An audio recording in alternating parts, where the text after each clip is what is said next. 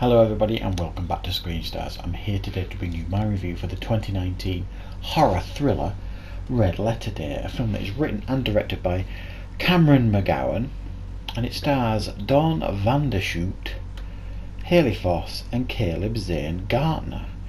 Now this is a film that focuses on a family that lives in American suburbia, I suppose you could say.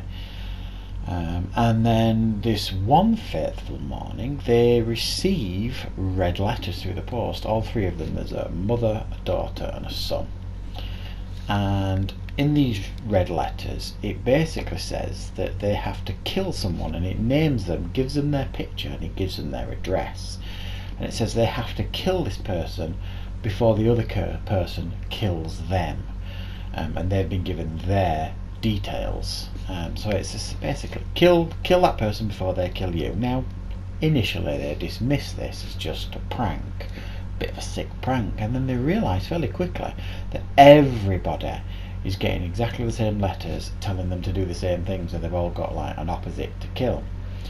And then lo and behold, violent things start happening. Social media starts showing these violent acts happening, these arguments with neighbours, and then lo and behold some murders start taking place. So then they start taking it a little bit more seriously, and then it starts ramping up the violence, and this family has to try and stay alive. Right, so what did I think of Red Letter Day? Well, I thought this film was, other than a lack of originality, because it is very much it's very Purge-like. The idea here is very Purge-like turning, normal everyday people on themselves. It felt like that, and a bit like a home invasion film as well, a bit of a cross between those two type of genres things. But it was actually quite an entertaining film, quite a well-made film as well. It's got pretty high production values for a reasonably low budget film, and the performances are all on point here. I didn't think there was. I see a lot of low budget films, and I've seen far worse performances than this, even though this wouldn't be what you would consider up to the standard of like a cinema release at times. It's surprisingly violent as well. I didn't expect, when the violence started, the level of violence that was actually presented to us. It actually was far more extreme than I expected, and it's pretty gory at times as well, I have to say. The problems that this film has is, like I say, its lack of originality, and also it's got some inconsistencies in the film. For example, initially when they first get these letters, the mother and the son open their letters, and fair enough, they kind of dismiss it, but they do take it a little bit seriously, and the daughter just refuses to open her letter, just rips it up and just dismisses it completely as some ridiculous thing. And then almost immediately, when the mother decides to go to her neighbour's house to see if everything's okay there, the daughter's like begging her not to go and saying, no, you can't do that, you can't leave us on his own, this is a really serious situation.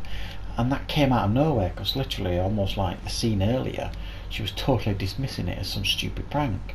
So it just didn't feel earned, if you like, this sudden need to believe it all, because at that point nothing violent had happened. And another thing I just found a little bit hard to swallow, and it wasn't particularly believable, was the fact that, okay, if I got a letter through my door saying you've got to kill this person down the road, and or no, they're going to kill you before you kill them, so what? I'm a rational person, I wouldn't do it, and I'm assuming they're a rational person, they wouldn't do it. But then you see these people just turning on each other just because a letter told them to do it. Didn't seem like a good enough reason for some of these people, rational people, neighbours that live next to each other, to start turning on each other. I just didn't believe that side of it, that it would generate this kind of manic and chaos. Yeah, okay, that letter might drop on somebody's doorstep, and they might be suffering from mental health issues or severely paranoid, and they might decide to do something about it, but not at the rate that this film was projecting to us, if you like. It just was a little bit unbelievable, but without it, I suppose we don't have a film, do we?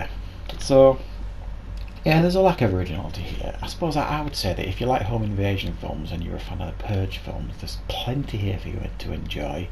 I think the level of violence when you get it, even though it's in small bursts, is pretty impressive. And there's a couple of scenes in particular, like broken bones and broken jaws and things, that's just like, ooh, a little bit graphic, I would say.